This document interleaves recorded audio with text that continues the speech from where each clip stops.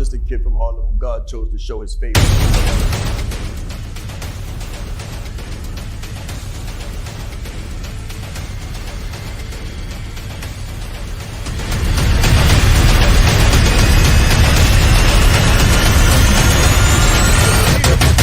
Themselves while improving the lives of others.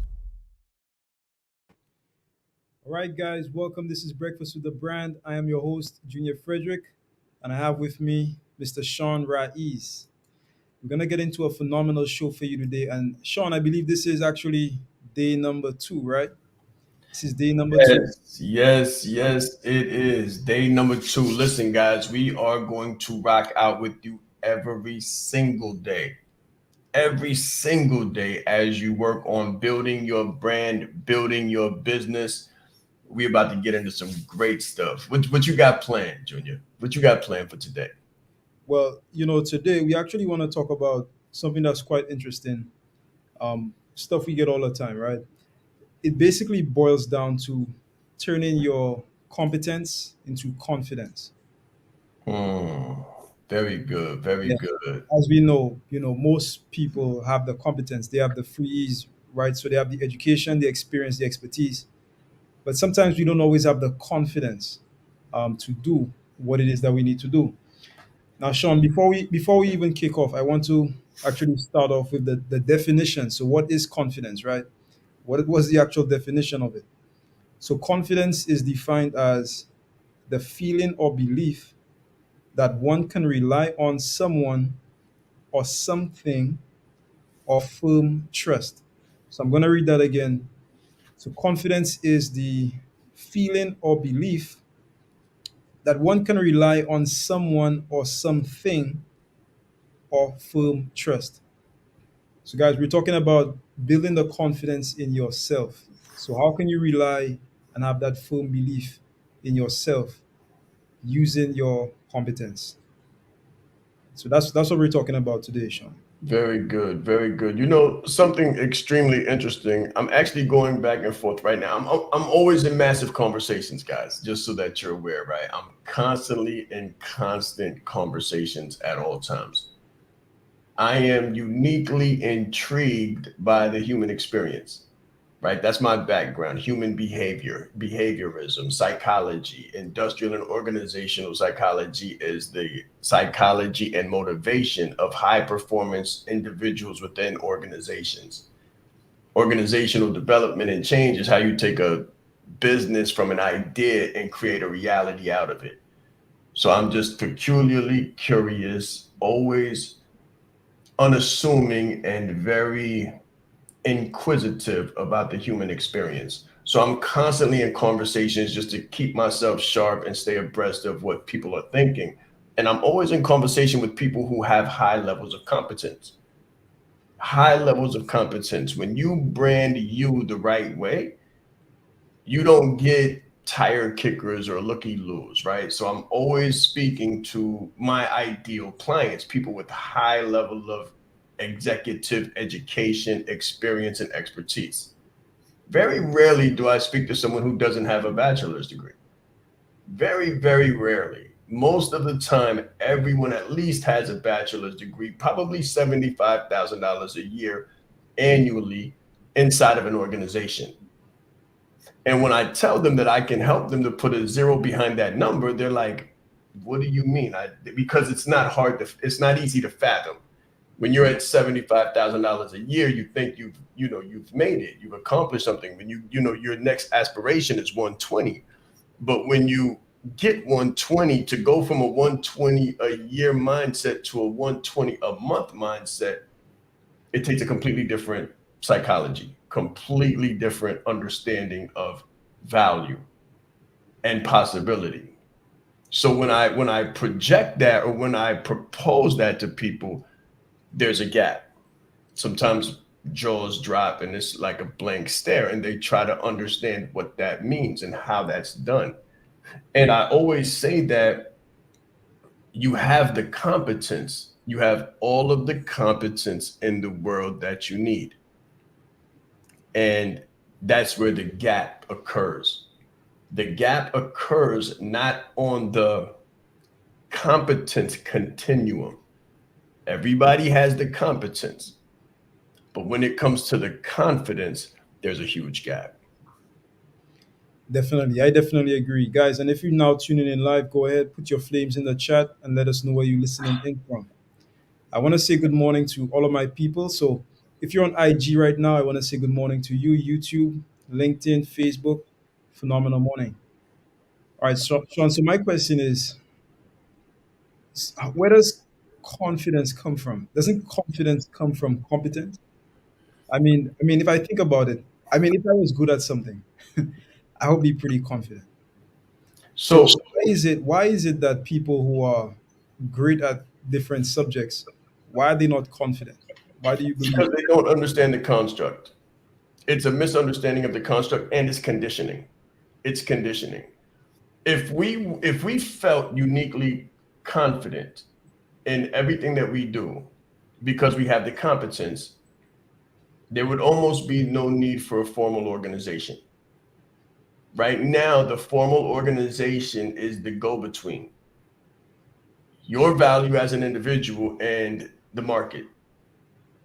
And there has to be structure, systems, and organizations in place to translate that competence because people don't have the confidence. So, what happens in the world of a consultant?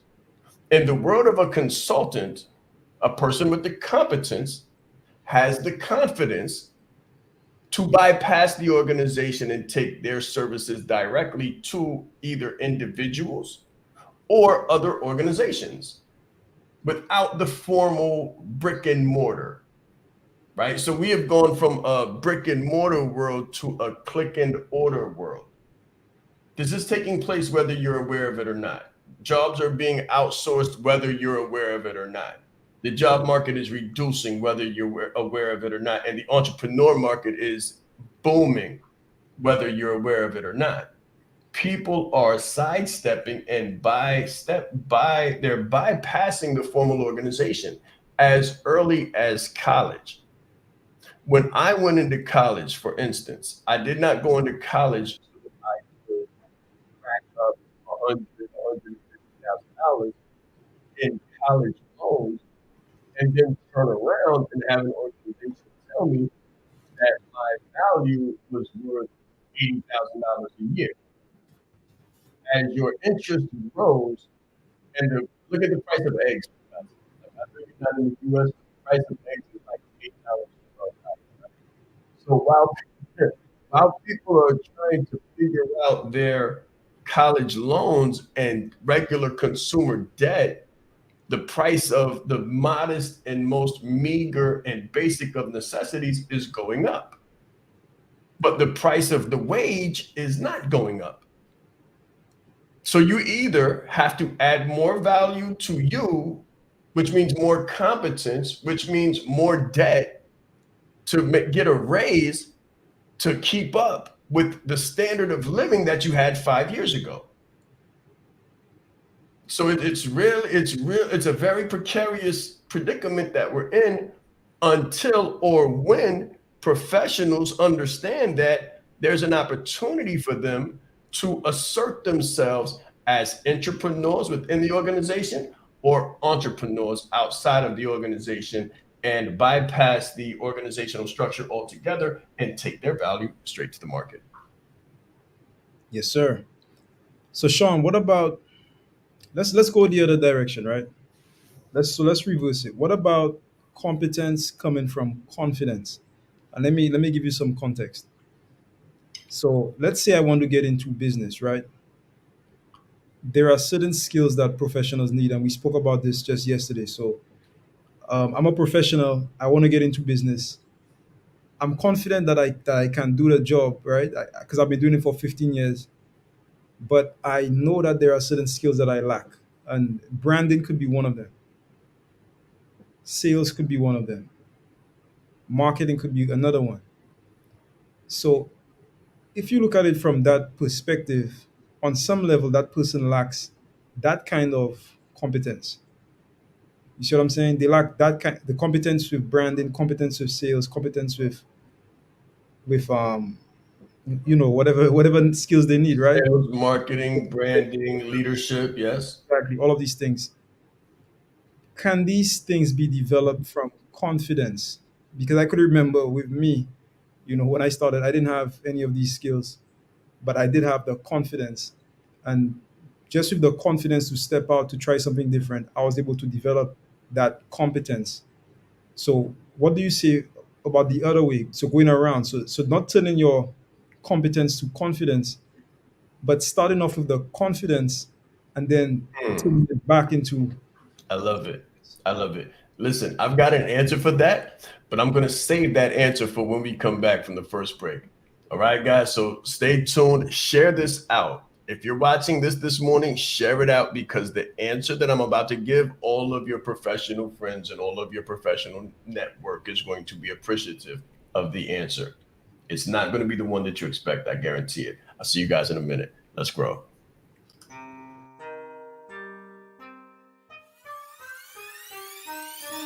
The reason why I did this and what I do is help leaders to become brands and brand themselves.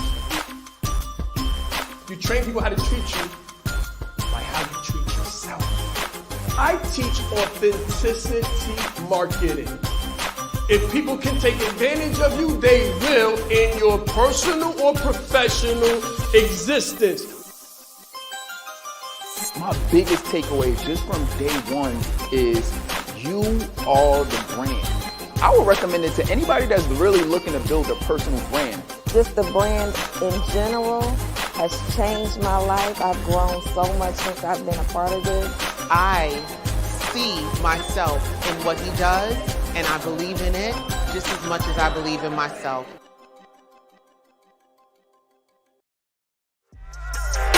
You know, there's nothing that you cannot overcome in this world except that which you refuse to fight. When I say brand, when I say brand and authenticity and being the brand,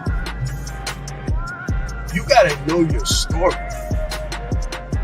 You gotta know your story, you gotta own your story, and you gotta be the champion of your story. It's very important that we control our narrative. It's very important that we don't allow anyone else to control our narrative, because when they control our narrative, they control our freedom. They control our freedom and our future. I don't just want it for me, I want it for everybody. It can happen, and it can happen for you, especially when you get branded like a leader. Business is like a game of chess. It's not checkers. If you don't know how to lead with a personal brand, then you're losing the battle. Everything about Sean's talk was fantastic. I mean, I got so much from it. So he was really bringing fire and passion and just love and spirit to let everybody else know how do you become a leader amongst the leaders. You hold the key in your hand. There is more power in this phone than there was that took the first man to the moon. His energy, his dynamic information, gave a really great presentation. I didn't ask for any money. I didn't have an offer. I had a heart to help people and meet them where they were at and find their need and fulfill it. Sean is the bomb.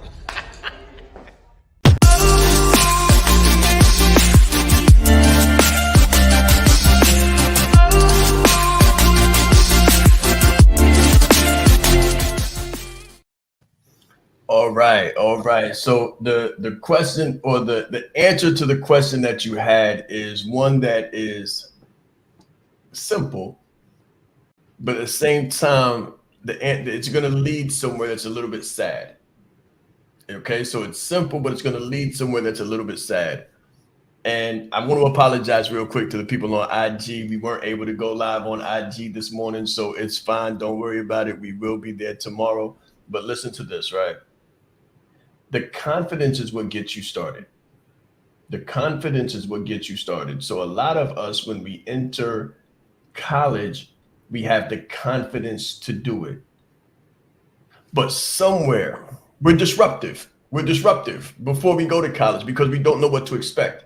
and we enter college with unknowing, not knowing, which is a skill set that is needed and a mindset that is needed by the entrepreneur. We almost walk into formal learning institutions as a student, but also with the mindset of an entrepreneur because we don't know what's going to happen.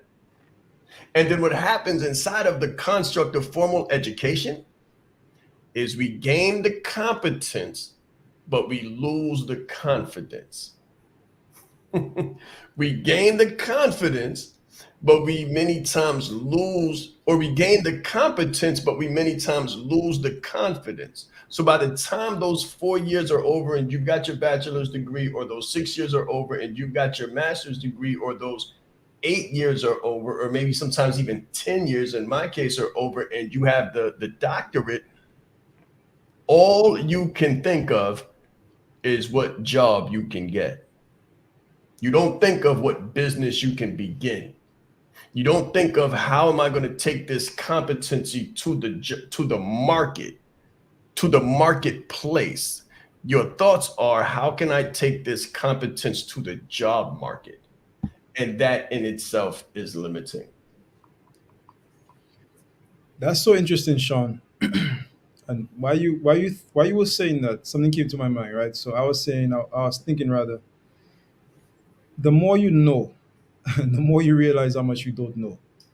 Because I'm Mhm. thinking, like, what, if you enter college not knowing anything and you have the confidence, and think about it, when you don't have the competence, when you don't have the knowledge, the experience, the education, the expertise, honestly, the only thing you have to lean on is faith, right? The only thing you have to lean on is the belief in yourself, which is 100%. confidence. But once you acquire the knowledge and you don't acquire the all of the knowledge that you need, or the right knowledge, I think that's where the gap comes. Because now it's like, okay, I know how to be an engineer, I know how to do this, I know how to do that. But and this is something that professionals tell me all the time. Business is a new thing for me, Hmm. or business is a new space for me. Mm-hmm. So I believe that as the competence goes up in certain things, if it doesn't go up in things like business, that's when the confidence starts to go down. What are your thoughts on that? Well, the interesting thing about it is that business is transferable. All you have to do is, and this is why branding is so important. Business is transferable, so it's not really that hard. It's not that hard at all. Business is means of value transference with the intent of turning a profit. Simple. Value transference and Hold on, profit. Sean. 1 second. Yes. So, all right, so let's break that down simpler, because you just said business is simple. Yes. You're talking about value transference, and Yes. Yes. I Value mean, transference. So I you understand know what what's it is. value? Yes, You know what's value? Let me help you out. On a hot day, on let's a break hot it down day, for the people. Yeah, this is value. that's right. On a hot day, this is value. What do people? Oh, on a crispy day, on a cold crispy day, this is value, right? Your little chapstick, that's value. When you have an idea and you need to record it, this is value. This is value. Huge money in the water business, huge money in the chapstick business, huge money in the knowledge recording business. Super simple. Super simple. That's value. The transference of value is when someone else receives it. So water is not valuable until somebody's thirsty or when there's a drought. When someone becomes thirsty, water becomes valuable. When someone realizes their lips are chapped and they care about their appearance, chapstick becomes valuable. When someone has an idea and they have to record it, the pen becomes valuable. Until then, it is not. And listen, I'm from Harlem, right? So watch this. In New York, on the hot days, the people are stationed by the bridges with water. By the bridges. They're waiting for the drivers to come by who forgot to buy bottles of water, and they're standing there on the side with their water. and they can make a lot of money because it's value now. If you want to speak to a female, or in the other case, if you want to be comfortable and attractive, or whatever the case may be, and you're in the city, this becomes valuable, very valuable. And if you have an idea that you can't right now, this becomes valuable. So again, you have to go back to the analogy that I use. If you've got a steak in a vegan neighborhood, it's not going to do you any good. So then location becomes consistent and very important. Where do you place that value? And that's position. Where do you position the value? What is the brand? What is the brand? How do you attract? And how do you position your value or your brand so that people can see it and want it at the time when they're ready to make a purchase? Now, the profit piece comes where you buy it for $1, sell it for $2. It costs you $1 to manufacture, you sell it for $2. The dollar earned is your profit over the dollar that it costs to go get more. Super simple. Super simple. It doesn't take a rocket scientist to understand that. What happens in the construct of formal education is that those skills and that knowledge is untaught. That's not the importance. The importance becomes, where can I get a job? Where can you go get a job? How do you fill out a resume? How do you dress for success in today's job market? Not how do you change your attire to match your desire in your life. They don't teach you to create your ideal life. They taught you about getting the ideal career and opportunity instead of creating opportunities. Yes, sir. So basically, what I hear you saying is it's about solving problems. That's it. Super simple. Super simple. It's about solving problems. I heard a guy say something once. He said business is giving people what they want, when they want it, where they want it, in the style that they want it, at a reasonable price. Super simple. So, guys, it's about, okay, what problems are you solving? That's it. Super simple. Literally, who can solve a problem and who can solve it the best? That's it. That's it. If people are thirsty, that's a problem. How can you That's solve it. it? And how Let can me, you? give, let me give you another example, Junior. Let me give you another example. When I get off this call, I'm going to speak with the dentist, right? I'm going to speak with the dentist. And I just met this person, and we were talking real quickly before we went live, and I said, so you're in the business of helping people feel confident. You're in the business of smiles. True. Right? Now check this out. She said, I'm a dentist and I know CPR. So I said, okay, you're in the business of smiles and you're in the business of life and breath. However, what you're really in the business of is confidence and keeping people alive. And if people don't feel good, which means they're confident in their appearance and cha-ching, if they don't feel like their smile is good, then sometimes they wouldn't even rather be alive, right? So it's hard sometimes to tell which one is most important. That was just a joke that I said to her, but my conversation and consultation with her is going to be, you do not have to exist inside of someone else's ecosystem to bring value to the market. If you're in the business of oral health and you're in the business of dentistry, then you can be a superstar dentist. Think of plastic surgery. You can be a superstar. You can be a disruptor in your market because of your skill set. You don't need a shingle or someone's organization for you to feel confident enough to provide value to a marketplace that needs your value. You can establish your own organization. It doesn't have to be a brick and mortar. It can be a click and order, and you can bypass the formal organization and take your value directly to the consumer and put a zero behind your number. Because for you to exist inside of someone else's organization, they have to get a profit off of your existence.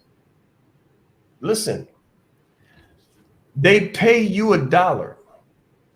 They make $2. The extra dollar is their profit as a business to pay for their overhead. You get a percentage of that dollar. They hold a percentage of that dollar as a 401k or benefits or whatever the case may be. And at the end of the week, you get the percentage of the dollar that's left. They take the dollars that have accumulated as the profit for the organization to pay other people and to keep the overhead going. So realistically, if you have the confidence to brand you and not what you do, then you can bypass the organization entirely and take your value to the industry or the marketplace and get 10 times the number and put a zero behind yours. So if you're making $75,000 within a formal organization, when you take your value straight to the market, you can easily add a zero to the back of it and make 750 easily. You already have this is what I said to her before. I said, I got to go live, but you got the education, the experience, and the expertise. I'll speak to you in a couple minutes. And then I came here. So when I get off, I'm going to show her how to turn her education, experience, and expertise into impact, additional income, and independence. Because the one thing that you don't control inside of a formal organization is your time. Very true. Sean, I think we might be due for a break, but when we come back, Yes. I want to ask a question about sort of the vehicle, right? Because having the competence is one thing, but being able to put it into a vehicle or load it into a framework that's going to reproduce success is one other thing. So let's take a quick break and then we'll get back to it once you come Very back. good, very good. Guys, listen, if you disagree or if you agree one way or the other, put a comment in the chat. If you've got any questions, ask those questions. We'll answer those questions live. Because listen, you have what it takes, absolutely, to do for self.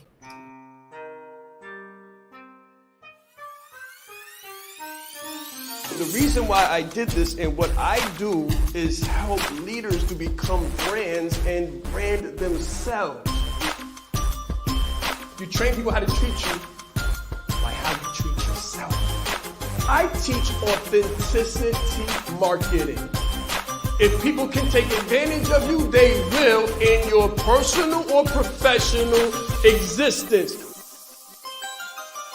My biggest takeaway just from day one is you are the brand. I would recommend it to anybody that's really looking to build a personal brand. Just the brand in general has changed my life. I've grown so much since I've been a part of this. I see myself in what he does, and I believe in it just as much as I believe in myself. I said Sean Ra'is. I'm proud. I said Sean Ra'is. Leadership is not the brand they made for us. Listen, he brought fire, heat. He didn't hold back. 20 years down the line, what I could sell, why not serve first? Service over salary.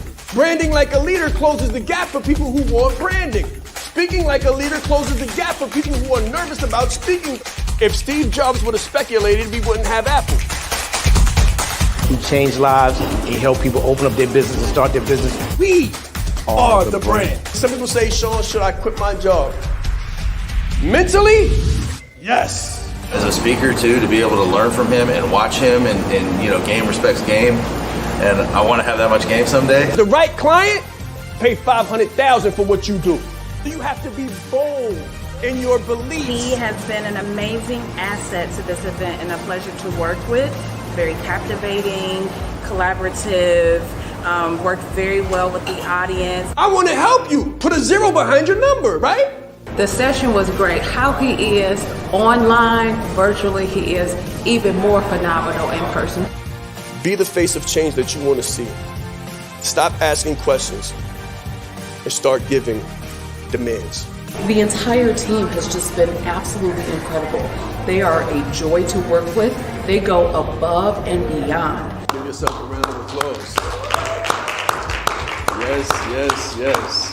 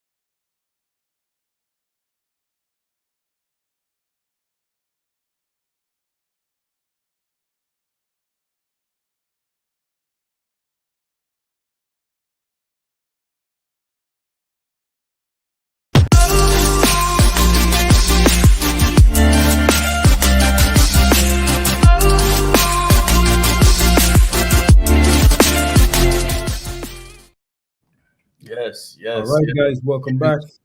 Welcome back. Welcome back. Yes, sir, Sean. It's been a great show so far. Let me just say that. Very good. Shout out to everybody that's looking, guys. Please share this broadcast if you're looking at this right now.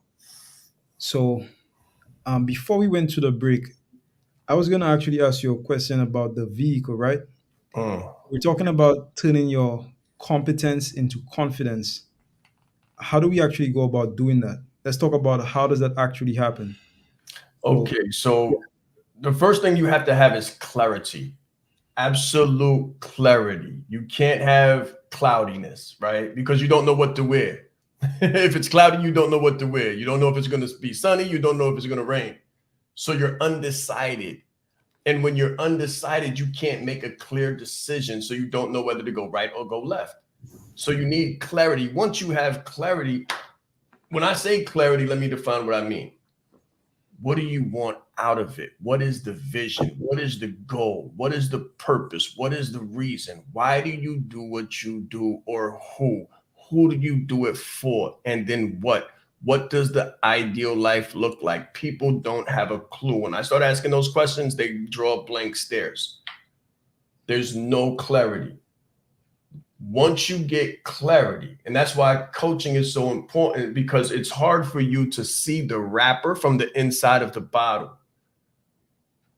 It's very hard for you to see the wrapper or the context when you're the content and you're inside of the bottle. We did executive coaching for leaders and organizations long before we brought it to an entrepreneurial market. It was for leaders in Fortune 500 companies and high-level executives, right? So I want you to understand that you need clarity on what your goal is to accomplish. Why does the business exist? Why does the brand exist? What is your mission statement? Once you have that, then you can say, okay, to accomplish this objective, how can I approach the market? It's like Napoleon Bonaparte, because we always relate business to an offensive. Business is likened unto war. So when Napoleon Bonaparte sets his sights on Tripoli, that's the goal. He sets his sights on Tripoli. His question becomes, what's my route? How do I penetrate? How do I get in? How do I make a difference? How can I take control? But if you don't have a clear objective, then you can't have a clear offensive. If you don't know where you're going, you're already there. So if your life is not perfect, welcome to the life that you created due to lack of clarity. If you're going to a job right now that you don't absolutely love, welcome to the life that your uncertainty and lack of clarity created for yourself. If you're in a business and you don't know where you're going and you wish it was different and you're not where you want to go, if this is not your Tripoli, if you don't have your sights on Tripoli, then you need to identify what your Tripoli is. And then work with a general, a war general, someone, a consigliere, someone who's got insight on the land that you're trying to conquer and take and fortify, domesticate, and vanquish. Try to find out what is the easiest route with the least offensive. Very simple. It's not the hardest thing in the world, but it's clarity first, clarity, and then your ideal life. What does that look like? What is the objective? And then the idea, once you have your sight set, you know the lay of the land. So once you know the lay of the land, you can say, okay, we're going to use this offensive. We're going to use this strategy. We're going to use this strategy. So for us, when we began to go live 3 years ago, we had an organic strategy to capture the masses' attention, and it worked. What was the goal? The goal is the same one now, to add an alternative to the face of leadership so that people would have options, choices, and begin to see themselves as the brand, see themselves in a seat of power, and see themselves as the root of all possibility, and that it could happen for them. very nice. So we said number one, clarity. Clarity, absolute clarity. And you can't see the bottle or the wrapper from inside the bottle. Right. So we're saying in order to go from being competent to confident, we need clarity. That's number one. Is there anything else that one would need? Of course, you need a roadmap. You need a roadmap. So look at yourself in the car. You're going to work. If it's raining sheets and you can't see, that's lack of clarity. That's lack of clarity. You have to pull over and you have to stop. Once you have clarity and the sky is clear, you have to know where you're going and you have to know how to get there. That's the lay of the land. That's the roadmap. That's the blueprint. That's the strategy. If you don't have an entry point, then you're just shooting blanks. You're just trying stuff. You're throwing stuff against the wall, hoping that it sticks. You're hoping, and hope is not a strategy. Very true. Very true. Let's talk about the brand as far as the brand is concerned. So, how does branding come into play when turning the competence into confidence? You are the brand. You have to be prepared. You have to be ready. You have to feel the part. You have to look the part. You have to be the person. Think of, like you said, the vehicle. The vehicle has to be ready to go. It has to have gas. It has to have wheels. It has to have the checkup. It has to be ready to go. The brand, you are the brand. You have to wake up optimally. You have to have foresight. You have to have optimism, the right mindset. You have to look good. If you look good, you feel good. If you feel good, you do better. You have to have a clear map and understanding and clarity on where you're at, where you're going, and how you're going to get there, and the value that you provide, so that when it comes to pricing, you don't say low numbers.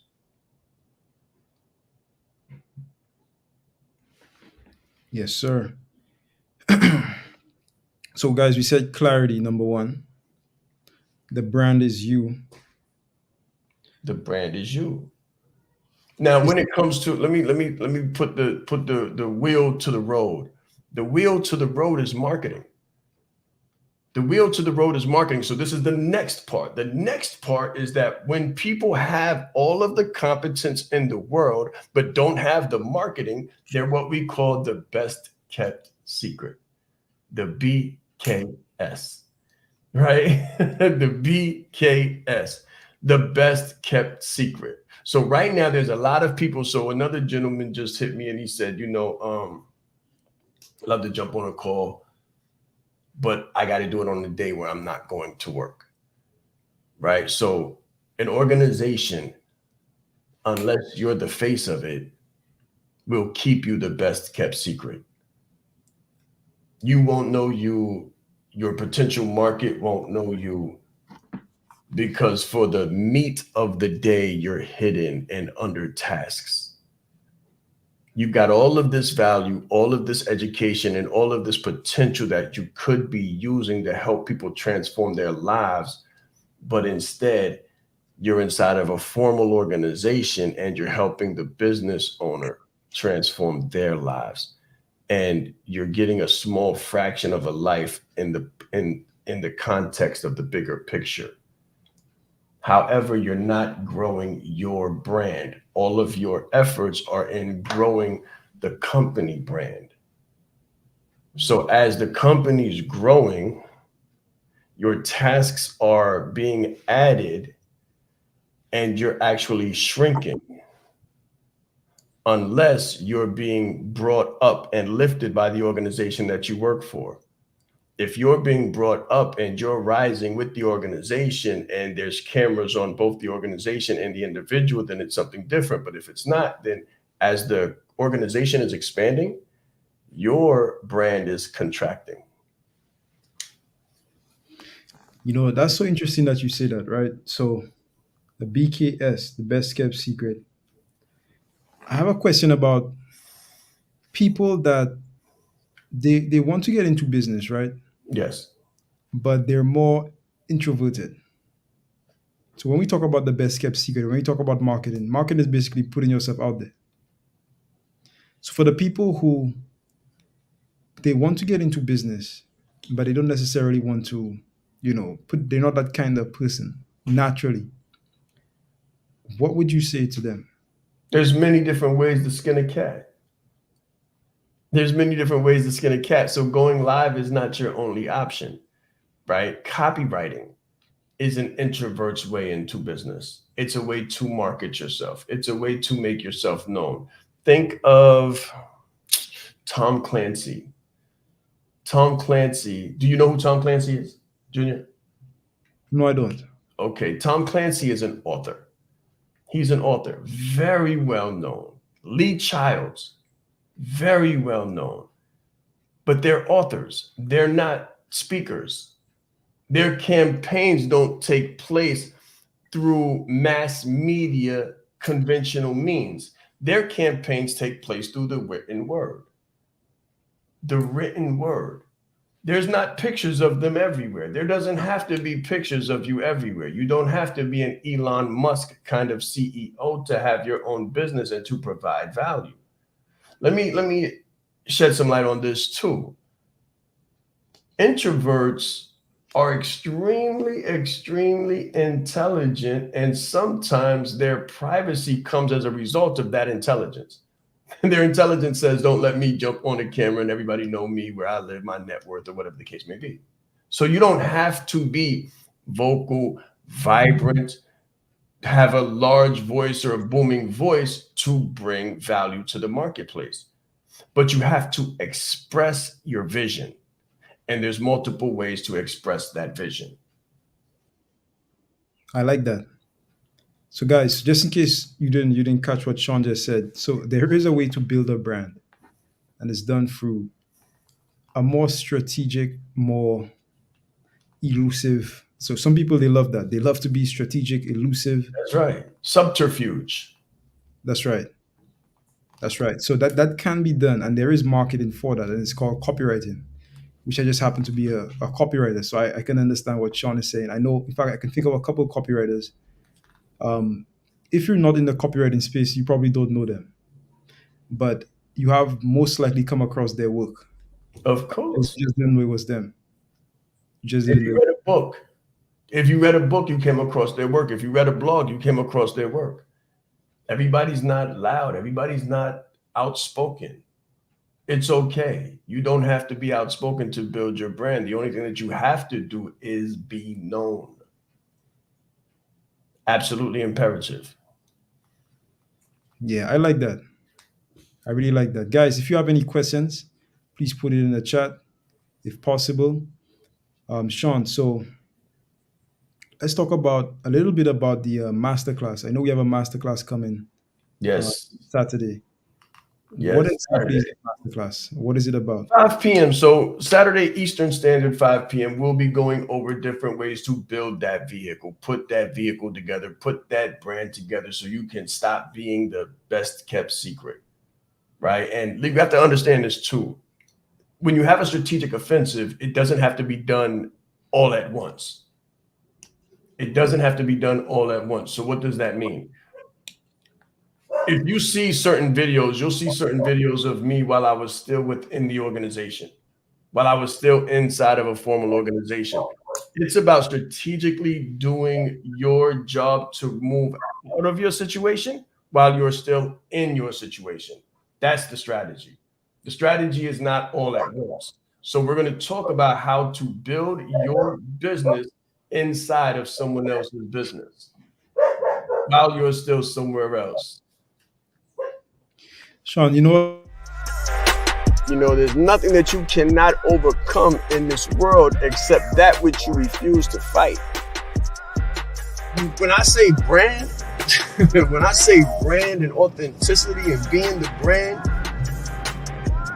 you got to know your story. You got to know your story. You got to own your story, and you got to be the champion of your story.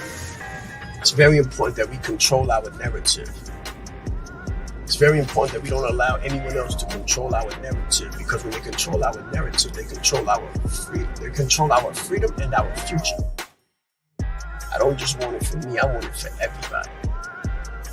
It can happen, and it can happen for you, especially when you get branded like a leader.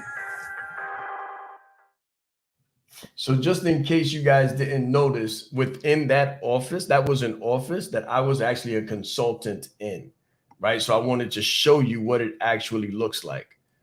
I wanted to show you what it actually looks like. We're going to take another look at that. As a matter of fact, I want you to take a look at this and realize where it started and how, where I actually did strategy on a whiteboard in an organization to exit it. Pay attention again. You know, there's nothing that you cannot overcome in this world except that which you refuse to fight. When I say brand, when I say brand and authenticity and being the brand, you gotta know your story. You gotta know your story, you gotta own your story, and you gotta be the champion of your story. It's very important that we control our narrative. It's very important that we don't allow anyone else to control our narrative, because when they control our narrative, they control our freedom. They control our freedom and our future. I don't just want it for me, I want it for everybody. It can happen, and it can happen for you, especially when you get branded like a leader. There you go. There you go. You do not have to start from outside of an organization. You can actually begin inside of an organization while you're at work. Remember, I started my business in the basement of a job that I hated with a BlackBerry. That's right. I definitely agree with that, Sean. In fact, I would say it might be even better to start inside an organization and grow your way out. I believe in the concept of growth, and being able to grow your way out of situations. So I definitely believe in that. I don't believe that anybody should just jump out of something. I believe in growing out of things.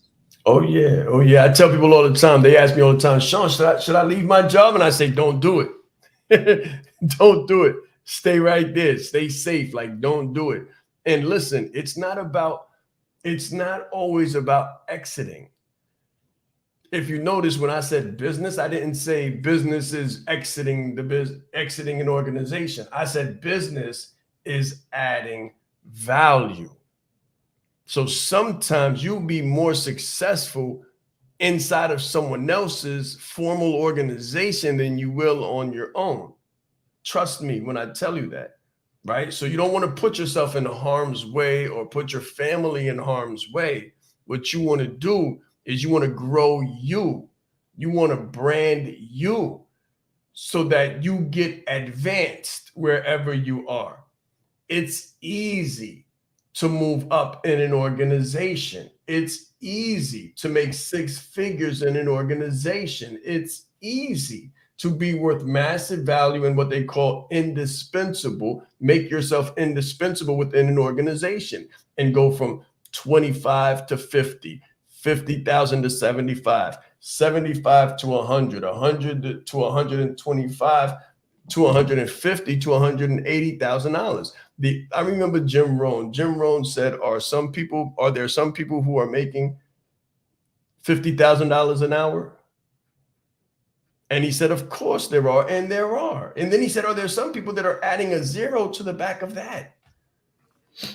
Right? Are there some people who make $5 an hour? Yes. Are there some people who make $50 an hour? Add a zero. Yes. Are there some people who make $500 an hour? Add a zero. Yes. Are there some people who can make 5,000? Yes. 50? Yes. 500? Yes. The only question and the only determinant of that additional zero is the value that you provide. That's it. How much value can you provide in a given context? Definitely, I definitely agree with that, Sean. And when we look at the context of business, that value could come in multiple different ways. But it all ties back to the brand. It all ties back to attention. It all ties back to, we live in an attention economy. That's right. An attention economy. So if you don't have the brand, it's very, very tough to gain that attention and to be able to make those ripples in the market. Let me add a little bit more, Junior, before we leave. I wanted to say that when it comes to value is like beauty. It is in the eye of the beholder. The value is determined by the eye of the beholder. So your value doesn't have to be speaking. Your value doesn't have to be coaching. Your value doesn't have to be consulting. I have known professional cuddlers in my business, helping people to build their brand, helping people to build their brand. You say professional cuddlers? Yes, professional cuddler. I knew a woman. I knew a woman. Woman came to me, said, "Sean, I'm disgusted with my job. I want to get out of here. I want to start my own business." I said, "Okay, what do you want to do?" She said, "Everybody seems to be a speaker. I want to speak." I said, "So tell me about your life." And she couldn't do it. And she tried multiple different ways. And I said, "Okay, maybe speaking is not the thing. What do you find yourself most passionate about? What do you find yourself more comfortable doing than anyone else, anywhere else? What does that look like?" And she said, "Sean, I feel most comfortable and most authentic and most valuable when I'm hugging someone." And, I said, "Okay." She said, "Yes, when I'm hugging someone, I feel most comfortable." And you got to understand, we live in a world that is very cold and very distant. Very cold and very distant. There's no human contact. No one is allowed the opportunity to feel.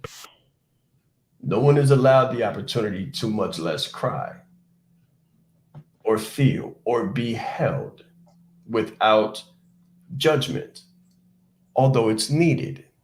It's very needed. It's social emotional learning, it's social emotional intelligence, but we don't have the opportunity to do it.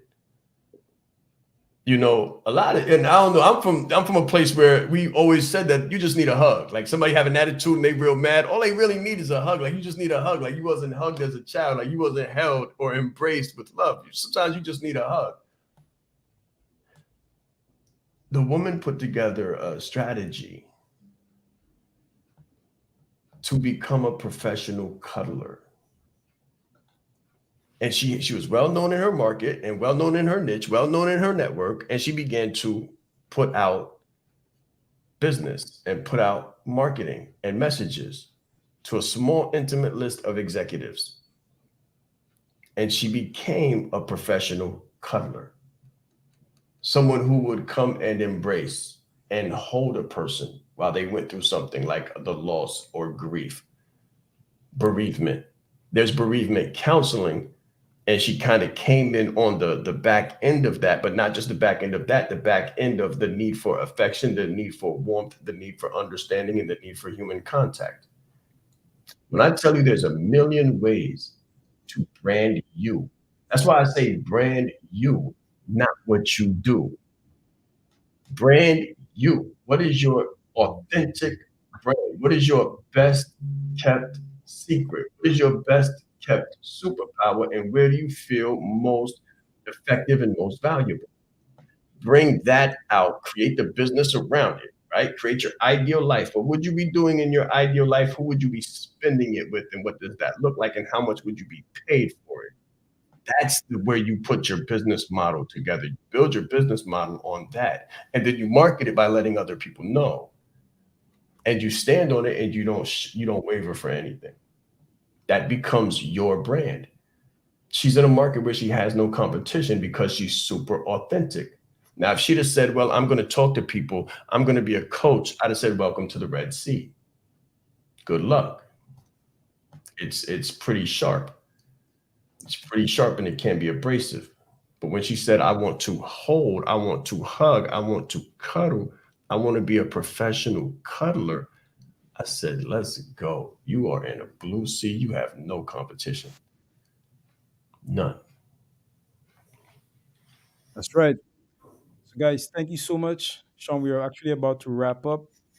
Is there anything you want to say? In fact, can you put the link for the masterclass? Can we put up the link I know it's here for the somewhere. masterclass? There we go. Yep, that's it. There Right, we go. guys. So we have a masterclass this Saturday. If you want to learn how you could take your brand, in fact, turn your expertise into a brand, then definitely tap in, use the link below, and then we'll catch you soon. So, Sean, is there anything you want to say before we sort of log off? Well, you don't have to be a professional cuddler, right? But you do have to brand you and not what you do. You do have to determine what your pocket of expertise is, your pocket of power. You want to find your pocket of power. You know what it is to be in the pocket, like niched down, comfortable in your skin, and living your best life at the same time and making more money than you ever thought possible? It's being your authentic self. It's following your guide, your internal guide. Doing what you would feel best doing if you had no external responsibilities or impacts, anything against you that you had to fulfill. If your life was perfect, if there was a completely clean slate, what would you be doing? What is your best self? What do you feel best at doing? That's your brand. And that brand can become a business, and an extremely, extremely profitable one.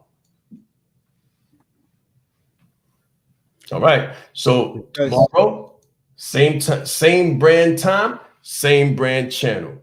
Let's grow, guys. I'll see you on the inside. It's very important that you know yourself to the highest degree possible, because it's through knowing ourselves that we're able to know other people.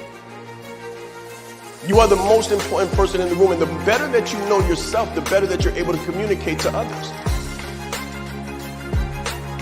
So you're not only playing the game knowing who you are, but you're also playing the game knowing who everyone else is, so that you're not playing blind. He's extremely engaging with people. He has a fantastic smile, and he's just very high energy person. This is called leadership development. So we have to be independently knowledgeable and considerate to know who we are, so we can more effectively know who other people are. As the leader, it's your responsibility to allocate resources in the right places. If you don't know how to communicate effectively, you're losing the battle.